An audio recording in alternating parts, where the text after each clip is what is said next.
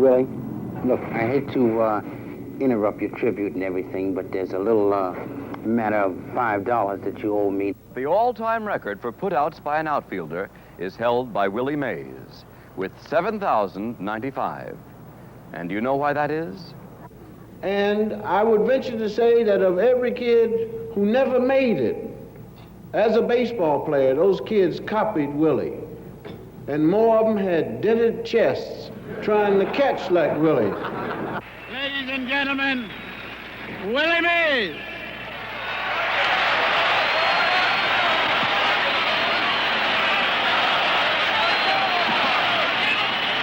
I hope that with my farewell tonight, you would understand what I'm going through right now. Something that I never feel that I would ever quit baseball. But as you know, it always comes a time for someone to get out. And I look at the kids over here, the way they are playing and the way they are fighting for themselves tells me one thing. Willie, say goodbye to America. Thank you very much.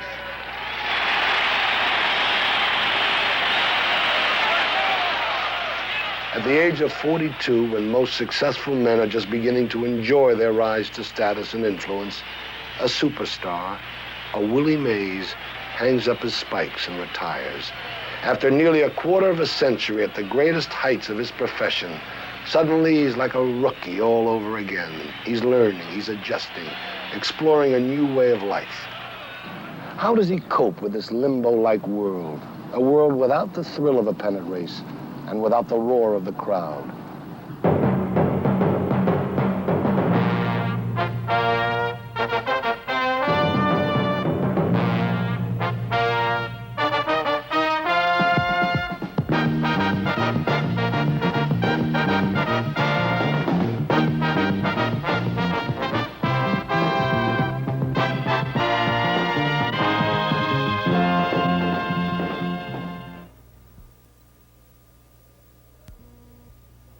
This is the time of year for baseball's annual All-Star Game.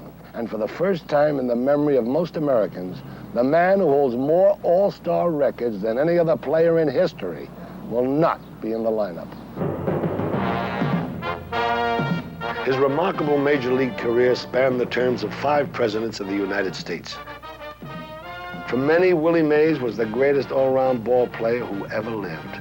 Once, after Willie hit a game-winning triple in an All-Star game, baseball writer Bob Stevens summed it up. He wrote, "The only man who could have caught it, hit it." He won 2 most valuable player awards. Oh, other men have done that, but nobody else ever won them 11 years apart. Even after he retired, a nationwide poll covering all sports over the past 25 years named Mays the best-known athlete of them all.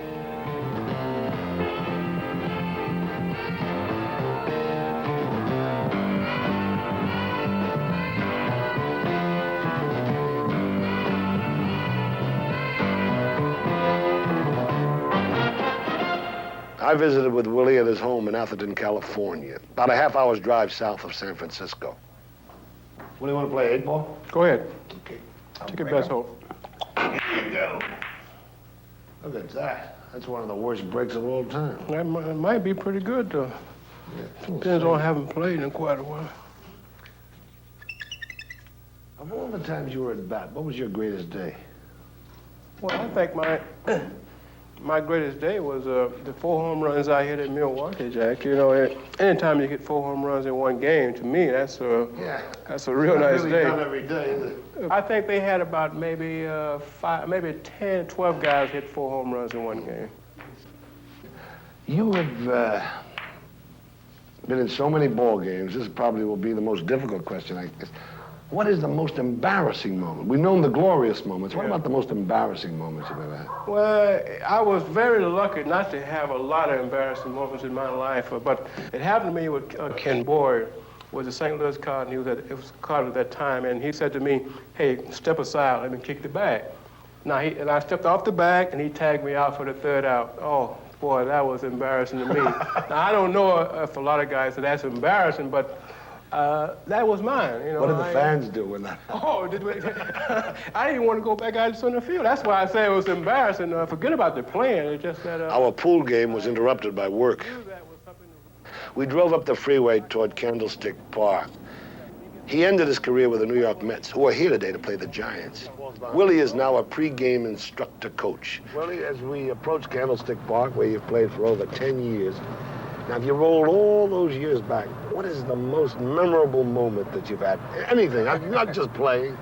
Just going to the ballpark and going in the gate was enough for me. Oh. Because when I got to the ballpark, I knew that I was going to please many of people around me.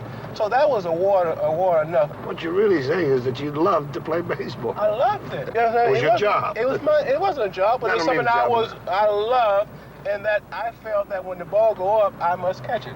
It was that simple. In driving now as a coach, do you feel a sense of relief? What it matters to is that I enjoy doing all these things. I enjoy helping kids around, and right now it's a different type of a role going to the ballpark now, where you can only help them before the game. Now, once the game starts, they know I'm not going to be in the lineup hitting home runs like I used to do, so I have to gear myself to that.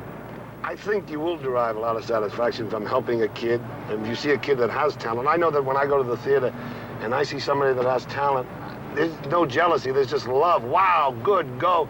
And I want him to, and when he makes a mistake, I want to run up on that stage and say, no, don't do that. You're too good to do that. Listen, you can fix that if you do this. Yeah. And I think that's what's going to happen with you. I think you're going to find people with talent that are rough, because after all, talent doesn't come in a nice package, neatly tied, so that you will be able to take a diamond in the rough. Yeah. And I think you'll derive a lot of satisfaction from that. But you have to be very careful with the young ball players nowadays, is that you have to wait and let them come to you.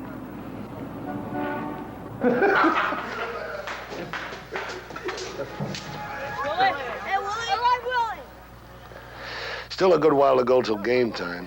Not too many people in the stands as yet, but they're all calling out. And they're all calling out to Willie Mays. The fans. Isn't it funny when I get goosebumps when they say, hey, Willie. Well, I still get that kind of feeling too, especially when they holler like that, you know. But the main thing is that when you come out here, it's just enjoyable, you know, just to be around the guys and understand them that, well, hey, this is the guy that played for 20 years and he's still coming out here enjoying the game. And I hope they understand that this is what it's all about. You know?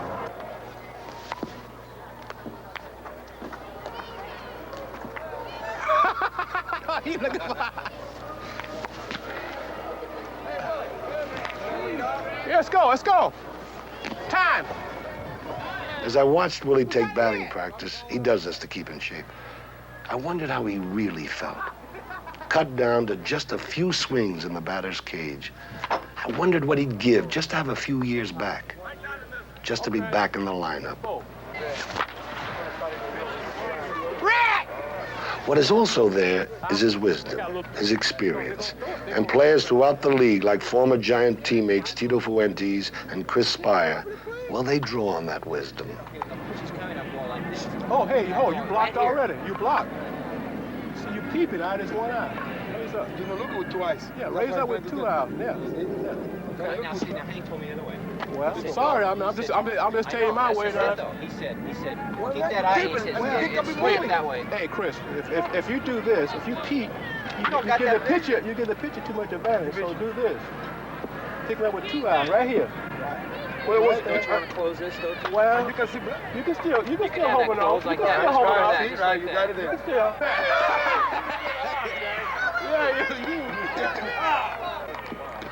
What was fascinating was to watch Willie get into a pepper game with his Met teammates. What value do you put on those infectious high spirits of his? Oh, knock your... Do you think he's putting you on? This is what he does this all the time. Really? We're playing San Diego's on the ground. He's all... I know, that's what I'm talking about. You can't catch that ball. He does it all the time. He's 42-year-old kid. Yes, ma'am. I'm trying to work, ma'am. As a coach, Mays over and over again stresses to the younger players that they have to be thinking all the time. It was this very thing, thinking, that produced for Willie Mays his last hurrah, a game-winning hit for the Mets against the Oakland A's in the 1973 World Series. In the second game of the World Series, and when I went to the bat for the second time, we had the winning run on third base, and Ronnie Fingers was pitching, and gee, he was kind of tough for me. And the first pitch was a slider on the outside part of the plate, and Ray Foster was the catcher. And I said to Ray, I said, hey, Ray, could you see that ball? He said, no, man, I can't see it. And I, knowing how Ray catch, I knew the next pitch would be a fastball. Now, true enough, the next pitch was a fastball.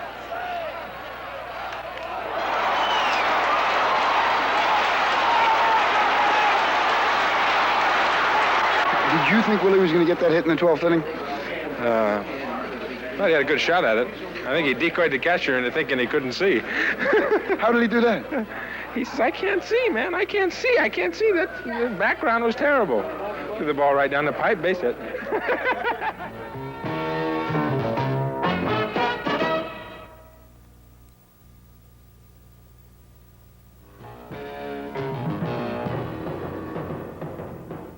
And later on, I met Jackie Robinson, and later on dedicated the ball field at UCLA to Jackie. And of course, we know what a rough time he had. And you were pretty close on his heels. And I was wondering if you ran into that same kind of hostility and bigotry and, you know, those spikes waiting for you as you slid into second and things like that. I didn't run into it when I came to the majors. I ran into it in B-ball. Is that right? I was in what you call the interstate league in B-ball. I was the first Negro to play into that league. Just like Jackie Robinson, I used to have to, they had to drop me at a town, then they go to a place where they are staying at. I had to go to a home and stay with people like in Harrisburg, Pennsylvania. I had to stay by myself. Hagerstown, Maryland, I had to stay by myself. And I was only there by myself. So what Jackie went through, I went through similar, but not as big as he did. You know, I couldn't eat with the ball club. Of course, when you're playing ball, you feel that you're a part of the ball club, and I didn't feel a part of the ball club after my first year at Trenton, New Jersey. But when I came to the majors, Jackie had broken down a lot of it. And I think that a lot of credit have to go to Jackie for all the things that he went through, preparing himself for me. Well, but what about now? What about the players that you played against, as opposed to the towns? The players on my ball club? No, the players you played against. Well, I never did worry about the players because. But I mean, did they taunt you? Did they? They couldn't taunt me because I felt that when a guy tried to taunt me by the one thing, he put his feet in my face. The minute I go right back, mine is right back in his face. Now, if he wanted to fight, I'm ready to fight too. Even though I was young, I had learned to protect myself. And if I couldn't fight, Leo would fight for me. And we had Money Irvin, we had Hank Thomas, all the guys that I knew. As soon as I started a fight, they'd get me out and they fight. But now you knew that all of this existed. I mean, that black was not the favorite color of baseball at that time. Right. Now, why would you not say, hey, I'm going to go into the furniture business, or I'm going to open up a bar, or I'm going to go into the clothing business? Why would you endure all of that agony to play ball? Well, to me, anything I did, I wanted to do good. And baseball was a sport that I knew and I wanted to do good in, and it was a challenge because I had read about Jackie for so many years, and I just wanted to play baseball. And I felt that I could go a long ways in baseball. And the agony paid off for me, as you can see. Nearly 30 years after Jackie Robinson broke the color barrier in baseball, a Black Athletes Hall of Fame is organized in New York. Its first annual dinner honoring pioneers, both black and white, is a major event. And foremost among the award winners is Willie Mays. Your dinner is served. Bill Cosby serves as master of ceremonies. We are honoring, and being that this is the first dinner, it's very important because we missed a whole lot of people.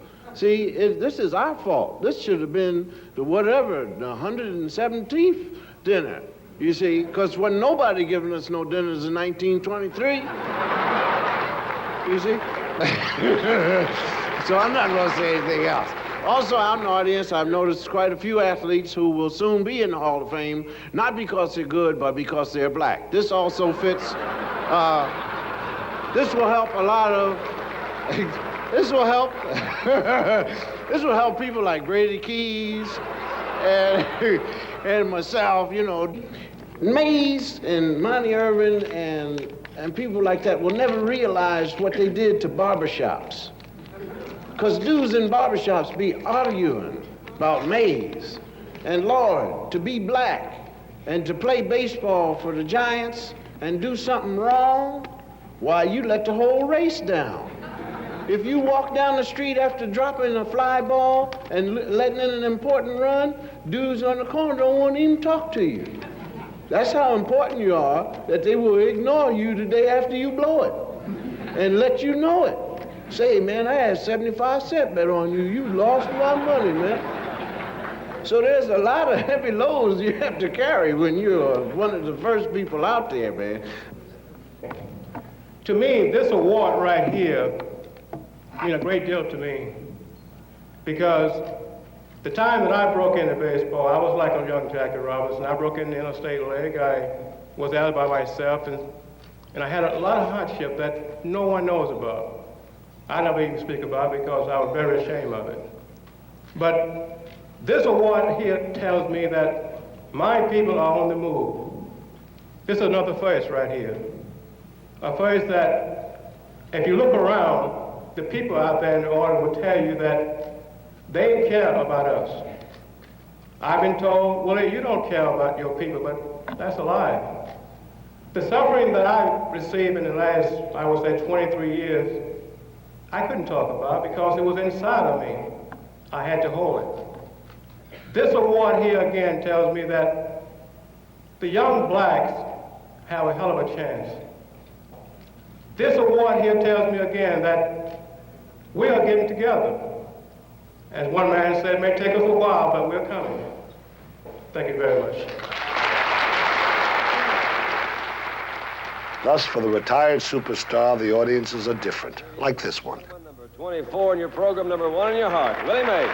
The 1974 Emmy Awards in Hollywood, and a huge national television audience sees Willie Mays as he appears and wins the only standing ovation of the night.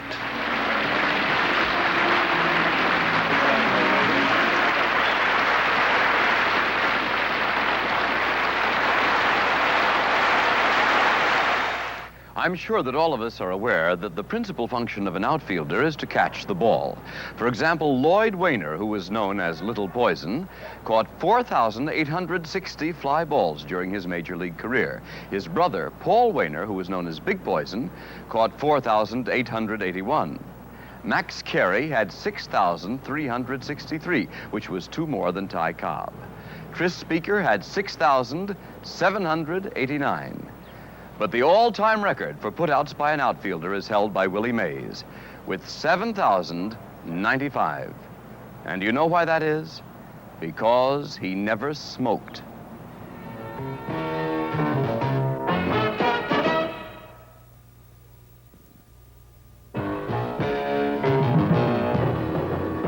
But if he goofed up, or if he felt the team just, wasn't working together as a team, he didn't roll on the ground and make you laugh. He didn't roll on the ground. Willie's wife, May, talks freely about her husband. I would see that he would only show those guys, his comrades, that side of him. Right. But he said, when the retirement decision came up, he said, thank God I had my wife, because who else could I fight with? Who else could I get that hostility out with? And who else would understand as well as she did? And it's true. You feel like, well, you're a crybaby or something if you go and say to the guys, gee, I don't know what to do, and should I? But I guess, sometimes you come in the house, say hello. What do you mean hello? If he's in that kind of a mood. Was it a difficult time? Many times. But last year was like, I've made up my mind, I'm going to leave baseball on an active basis, playing-wise, and I think that's probably the most difficult decision he's ever made in his life. There is one question I want to ask. I'm an actor, and sometimes, I go to dinner with celebrities, or I'm considered a celebrity. Of course. And you go, and it's like people react, girls react, but when I go to dinner with a sports figure, a football player, a baseball player, a basketball player, the girls go gaga. They literally, and the guys too. I mean, right. it's like sex symbol. How do you feel? How do you cope with that feeling? Is there no jealousy? Is there a kind of, hey, he's mine? How do you cope with that? Well, I don't think we'd stay married very long if I felt like, hey, this is mine, you know, because basically I think his fans feel like he's a part of them. And I think he's learned to live with that. And I've certainly learned to live with it. And there are times when I think we would like to have some privacy. But for the most part, I think that I do understand that part of it that goes along with fame. I think that's, you know, the price that one pays for that type of fame. But Willie seems to attract young children and old ladies. Really? So, yeah. Oh, He's not necessarily, I don't think he has that image of a Joe Namath, perhaps, or Muhammad Ali. You know, the real sexy kind of, although I think he's a very sexy man, you know, really sexy man. But I think Willie has a kind of an image of the the guy in the white hat, you know, the cowboy with the white hat. No. He's a really good guy, you know. We don't really know Willie Mays. For all the viewing that we had of him, and that we're seeing him play, seeing him on television, seeing him do everything, he really is a private person. Extremely private person. I don't know Willie Mays. I tell him this all the time, you know. I say, will the real Willie Mays stand up? You know, that kind of thing. I think that I certainly am as close to Willie probably as any human being has been, but yet and still I don't think that I've gotten to that point where I can say I know Willie Mays, like, you know, without unequivocally, you know, I know this man. Because maybe he doesn't know Willie Mays? That's true. He's often told me that. He says, how can I tell you? I don't know what I'm thinking. How can I tell you? So, I don't know. He's a very complex individual. I think most people think of Willie as being a very, just baseball. You know, he goes out, he hits the ball, and he comes home, he watches TV. But that's certainly an erroneous impression of the man. The man is really very deep. I know. This is, of course, a surprise for me. And I should know better what rumors are. And I heard, oh, you won't get a word out of him. Yeah. No, he won't be able to express himself. He is so articulate. I couldn't get him to shut up so much of the time. And all his opinions were honest and valid. And straightforward. Right from the gut. Yeah. It was marvelous to see. Everything that I'd heard, he wasn't, he is. Willie Mays contributed a lot of kids who are hurt. When I was a kid, I used to watch Willie Mays do the basket catch, and so I tried to do it. And I misjudged the ball, and it hit me in the throat. And then the next time, it hit me in the sternum. And then the next time I tried to catch it, it went below the glove and into my trousers. Let me see. Oh, now see, that's the way I catch it. Okay, now that's the that's the way I catch it. But you understand what I'm talking about now is that you catch the ball the way that you've been taught to catch. What's the best way to throw a baseball? These days, with more time off, Willie finds more opportunities to do something he's always enjoyed doing, working with youngsters, such as these little leaguers. Always try to get down where you can throw the ball a little bit. Make sure that you get across the seam, throw it overhand, like this. It's just a slow motion. Here. You see how the ball is released?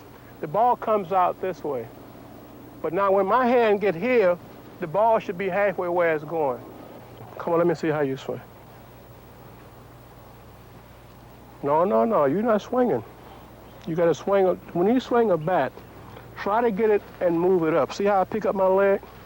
See how I pick up my leg like this? You're hitting like this, see? You're hitting flat-feeted, which is not really good for you to hit. Try to pick up your front feet there. Just take your time and swing. There you go. Get you a good stance. If you don't want to hold on your leg, get it out front of you but this is hard though, holding the glove out like that, that's hard. The glove gets heavy. So you put it on your knee, like this, because you have a lot of freedom. It's like dancing. You know, you got to have some kind of rhythm to go with. See, like how I'm moving? But I'm going real nicely, slow, you know. They're waiting. There you go. Now hold it. Get your relaxed stance. Now hold it. Get this other hand over. That's right. Now look like a ball player. There you go. Throw it. There you go. You see how easy it was to catch that ball? We had a game in New York City, and we was playing against the Chicago Cubs. And as you know, I showed you how to catch the basket catch, and that was my first year in '51. And I was intending to catch a ball like this, and I was finna to throw the ball. Now, can you imagine with 50,000 people in the stand, I'm trying to catch the ball, and the ball is on the ground down there. I was so embarrassed that I didn't want to go into the dugout because here I am trying to catch the basket catch. The ball is on the ground, but I'm still throwing the ball, but I don't have anything to throw. Willie advises youngsters never to argue with the umpire. Well, almost never. What the world needs now is love, sweet love. It's the only thing that there's just too little of. What the world needs now is love, sweet love. No, not just for some, but for everyone.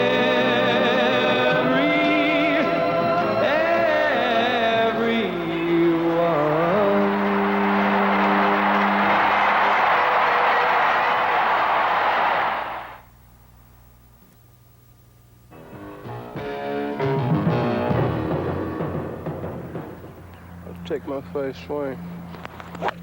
Oh, that's my, hey, what is this? What is You this? never put one that far. I can't hit that ball that far, man. I gotta be kidding. All right. One thing Willie tries to do is to relax more and to play golf whenever possible. In 1966, he and quarterback John Brody of the 49ers were the two highest salaried athletes in the United States. Mays and Brody both retired in the same year, 1973. Both live in the San Francisco area, and both are accomplished amateur golfers who frequently play together. You know, everywhere an athlete goes, the question of pressure always seems to be prevalent. And, you know, not playing for the first time in your life, how do you relate to that? So I think right now, from April to October, whatever it may be at the season end, I think the pressure will be on me as great as anything because I haven't played and I'll be going to the ballpark every day wishing that I was playing, and I think that can eat the inside of a guy out more than going out and playing, because playing ball is something what I want to do and enjoy very much. And I think right now is it's a test, and I think this is what all the pressure is all about. But as an athlete, I had no pressure because I knew what I had to do, and I went out and did it, and that was it. You know? And you knew how to do it. Well, when you know that's how what to some do people say, but I didn't do it right all the time. You know. Let me see. Oh, gee, what is that? That's long. It's on the green. All right. Look at that shot there. Ooh. Look at that. What is that? I'll Can you take do it. that again? I'll take it. No, I'm not going to try. Willie, when you play 22 years of professional anything, that's a long time, and there has to be some special ingredient that seems most important to you, and where is it? Well, I think the most important thing with me, John, is the way I, kept my body in condition. I think right now, a lot of guys, they may have the desire, but the body leaves quicker, so they play 10 or 12 years, and that's it. Well, it looked to me like when I watch you play, you're having fun. Oh, gee, I had fun all my life because that was coming back into having desire. I was reaching for a goal, and my goal was to play as long as I could and have fun. And when that fun leave me, I would go. I'll tell you, I don't know about you, but it's a little wet for me. Why don't you hit it and we'll get Let's moving. try to hit this little white ball here. Now, you're talking about pressure. This thing here have a lot of pressure on me. I swing at it, but I don't know where it's going half of the time. I just come home from work, and it was my birthday about 4 days before that, and I bought myself a hi-fi set. The family room of the Mays home, where May recalls to Willie's Aunt Ernestine how she and Willie met. Records. And the phone rang, and my dad wasn't there, and so I picked it up, and I was, really wanting to get off the phone quickly. And I said, hello, and this sort of a squeaky voice on the other end said, may I speak with May Louise Allen? And I said, this is she speaking. And he says, you don't know me, but my name is Willie Mays. And I thought, oh, Who? Couldn't believe it. Huh? Well, I didn't believe it. You know, I thought, now what? You know, Probably what? somebody just calling, trying to make a conversation. Goofy person is calling me up saying this is Willie Mays. So I played along with it for a few minutes, and finally I said, hey, look, you know, I don't a bit more believe you're Willie Mays than I'm Martha Washington, you know, and I was just really having a lot of fun. So in the meantime, I picked up the evening paper, and I'm, you know, going through the paper, and I go through the sports section first, as I normally do, and there is, you know, the large headlines, Mays and company in town to face the Bucks. And I thought, oh, God, please don't let it be him, you know, because I really had, you know, I acted like a child. But after he thoroughly convinced me that it was him. We talked for a while, and he invited me to a game. And I played hard to get. But can you believe that 10 years later, almost 10 years later, we got married? Well, 10 years. Yeah, 10 years. Hi, hey. What are you making? Huh? What you gonna make? You gonna make a baseball? Okay, let me see you make a baseball. Roll it around on the table. Willie, as a baseball legend, and his wife May as a social worker, find constant welcome in community centers such as this one.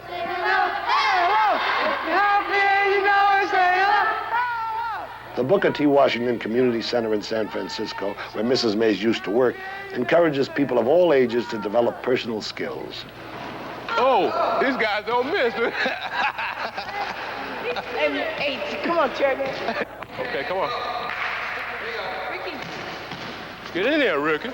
Throw it in. Shoot it.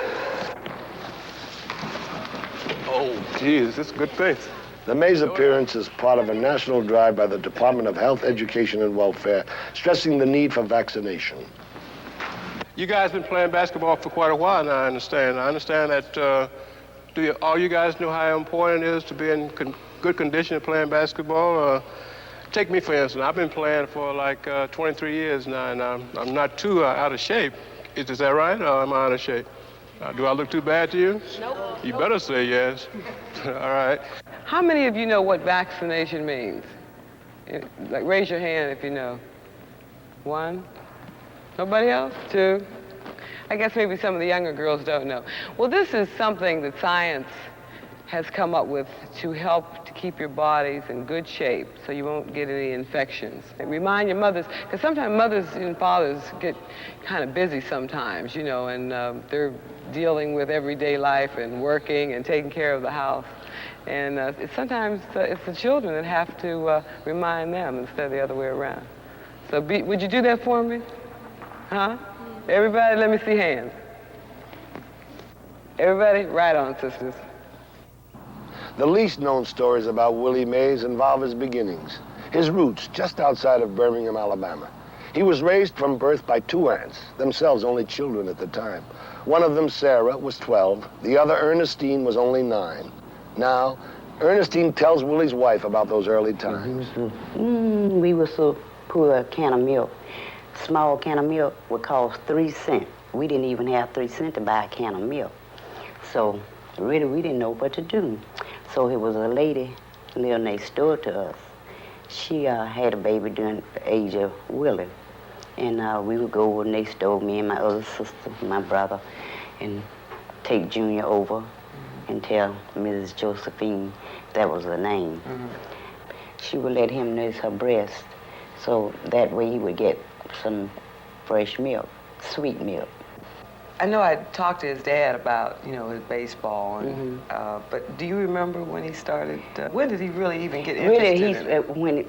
Before he started walking. Right. Really, it was just born into me. Every time we see him, I have an uncle that raised us. We were raised without a mother and a father. Right. And we had an uncle that raised us.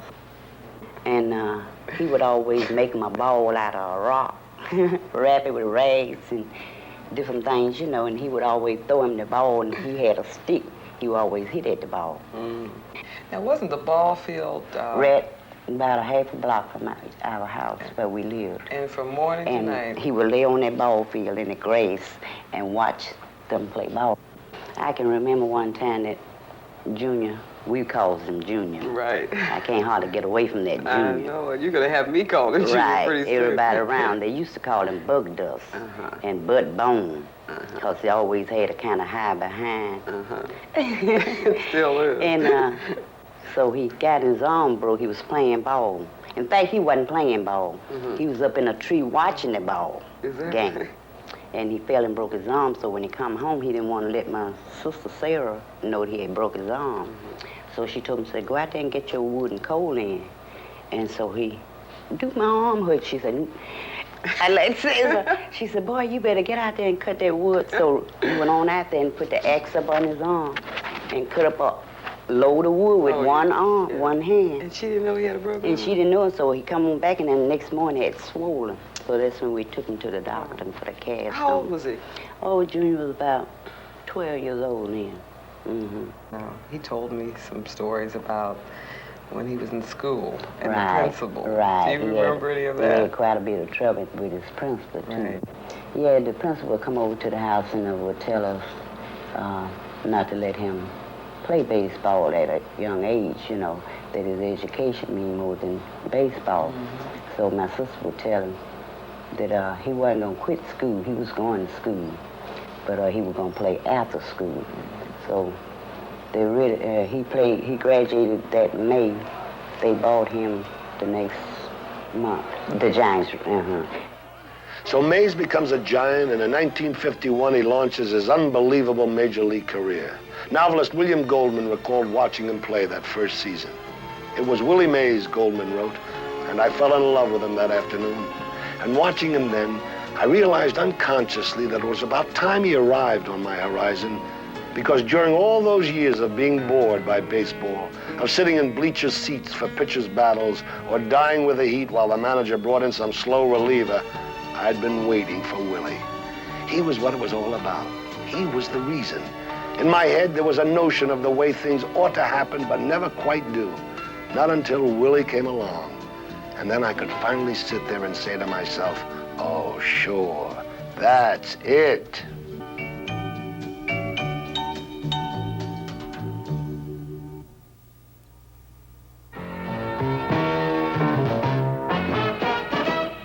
It's kind of fun now and then to use the names of real people in my comic strip, Peanuts.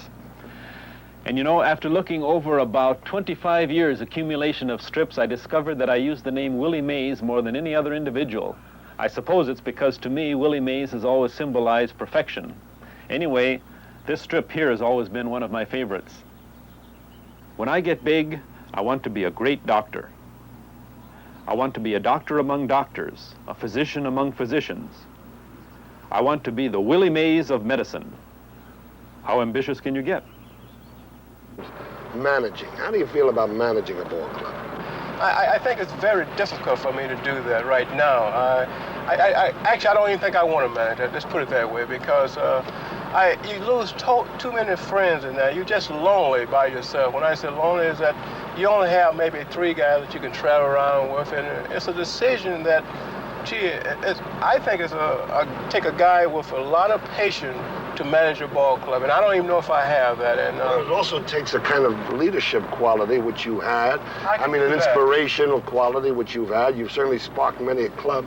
Why couldn't you utilize that aspect of your personality, the thing that says, hey, I'm going to do my best for Willie, which is really what a manager must have, that kind of inspiration to give out to people. I might be able to do it later on in life, like you say, well, gee, you'll be out for a year now, how would you feel the next year? I really don't know. I have to wait and find out. I think other guys are probably much better qualified to manage a ball club than maybe myself. Just because I played good ball over the 20 years, that doesn't mean I'm going to be a good manager by no means. No.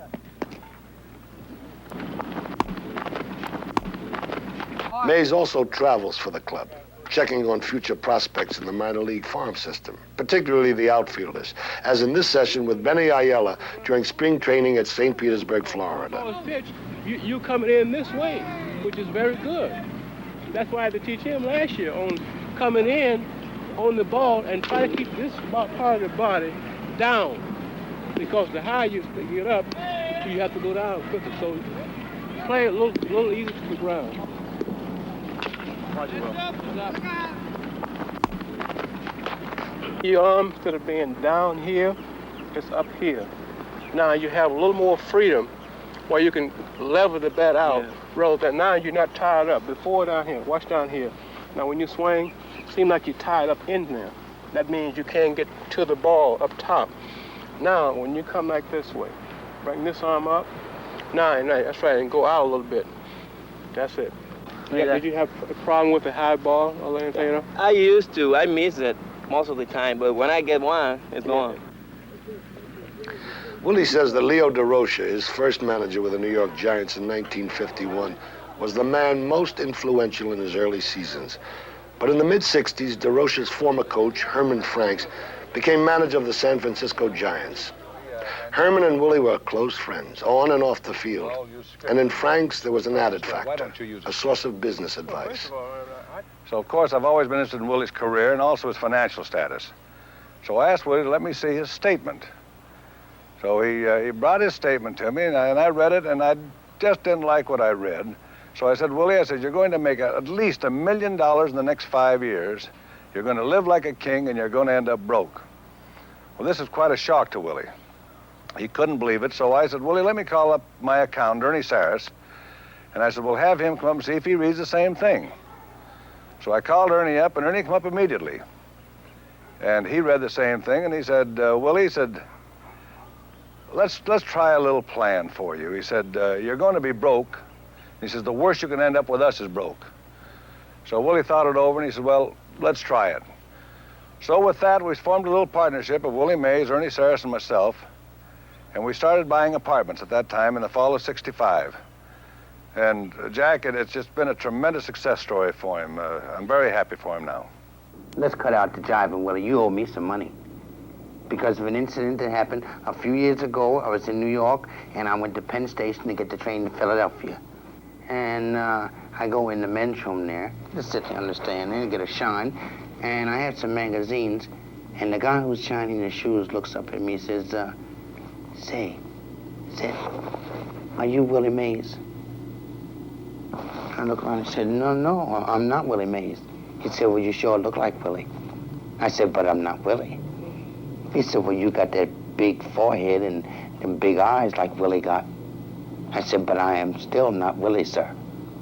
He said, well, I saw Willie on the 6 o'clock news last night, and I had seen the program myself.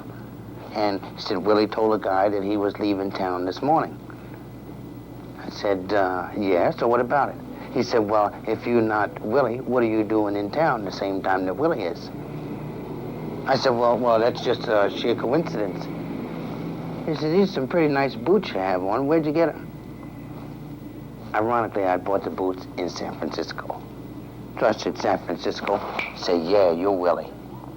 I said, man, would you please finish shining the boots?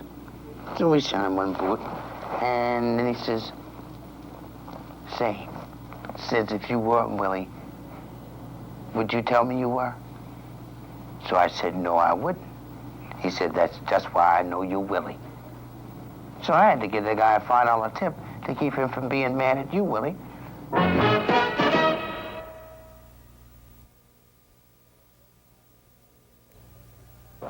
For the first time in the memory of most Americans, Willie's not a part of the All-Star game. But tonight, we'll have the benefit of hearing Willie's own all-time All-Star team, the best of those he saw play throughout his years in the National League. You know, in my 23 years of playing, I ran across some real good pitchers in baseball, but I'm trying to pick out 10 guys that I feel that was super. My first time at bat in Philadelphia against a guy by the name of Robert Roberts. Now, he was a guy that would win 20 games. So, gee, he just was a tremendous pitcher. Anytime you can do that with a club that in last place, you're just super to me. You know, another pitcher I have to bring, too, is Warren Spahn. You go out there and the score is always 3-2, 1-0, in his favor. We go to another big guy, 220, 230, Don Newcomb.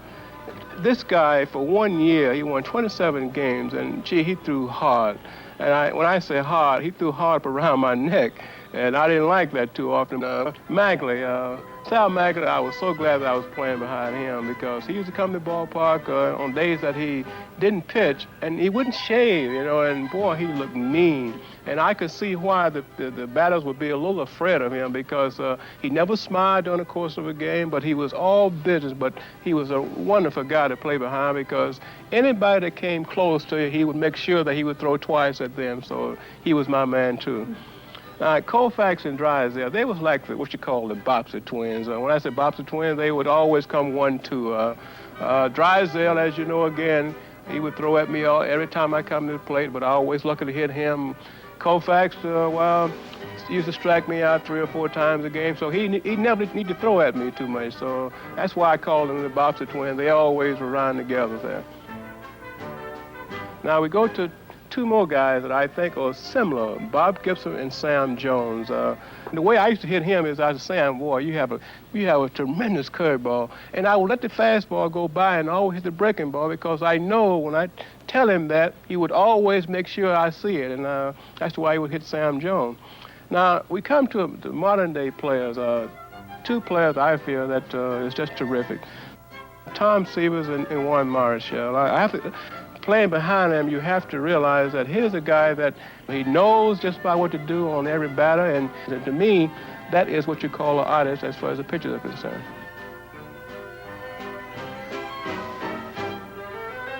In my 23 years of playing ball, I've seen some wonderful first basemen. But my one I have to pick was Gil Hodges. You just didn't throw no bad hops over there to him. I go to second base. Of course, you know that you have to pick Jackie Robinson. There's no use me talking about a man like that because whatever you say, you're not going to say enough about him. Jackie Robinson is my second baseman. When you're talking about shortstop, I think Pee Wee Reese was the leader of a ball club, and not only a leader on the field, but off the field. And we go to third baseman. I have to pick Eddie Matthews. Matthews, as you know, would hit 30 or 40 home runs. I mean, he had a strong arm at third base, but he didn't run that good. But you have to throw that out because third baseman really not going to run that good, no way. Catching, Campanella, I have to pick 2 there because Campanella and right now, Jenny Bench. When I first broke in, Campanella was the type of guy that would hit 30 or 40 home runs, but Cappy could do more things behind the plate. It's a funny thing that you just didn't steal bases off this guy, and he was just a tremendous catcher behind the plate. Now we come to the present and Johnny Bench. He is a little different catcher from Campanella. He is a one-handed catcher. He catches just about everything one-handed, and I think he could throw a little better than Cappy. Now we go to the outfields. Now I'm sure you know about the younger generation now. My 2 outfielders right now would be the younger generation would be Bobby Bonds and Cesar Daniels with the Houston ball club. The reason I picked those 2 because they are the guys that I think are going to be superstars of the future. But let's go back to the outfield that I would really pick if I had to pick an all-star team. First, I would pick Stan Musial. As you know, no one could hit better than Stan Musial. And when you talk about a guy like that, bat control and everything like that, you have to pick Stan Musial. Now, my other guy for all-around playing, as you know, something sad happened to him was Roberto Clemente. He was a guy that played right field super. You just didn't take bases on him. And I feel that when you're talking about an all-around guy, as far as running, hitting, and doing things like that, I would have to pick Clemente. My third outfielder would have to be the guy that is doing so much for baseball right now, Hank Aaron. Here's a man been playing such great ball for a long time, and I think in the last couple of years, I think he passed just about everybody. I said that 5 years ago that he would break Babe Ruth's record. And Hank Aaron pays tribute to Willie. He was probably one of the most complete players I've ever seen in the game. I think I patterned myself a little bit after him. I tried to do some of the things that I've seen him do to be a complete ball player. And I'm just happy to say that I had the pleasure of knowing and playing against such a wonderful and great fellow. A Hank Aaron, a Johnny Bench, a handful of others, they're still around. But where are the rest of Willie's all-stars? Where are the ballparks they played in? Braves Field in Boston. Shibe Park in Philadelphia. Sportsman's Park in St. Louis. Forbes Field in Pittsburgh. Crosley Field in Cincinnati. Ebbets Field in Brooklyn. The Polo Grounds in New York.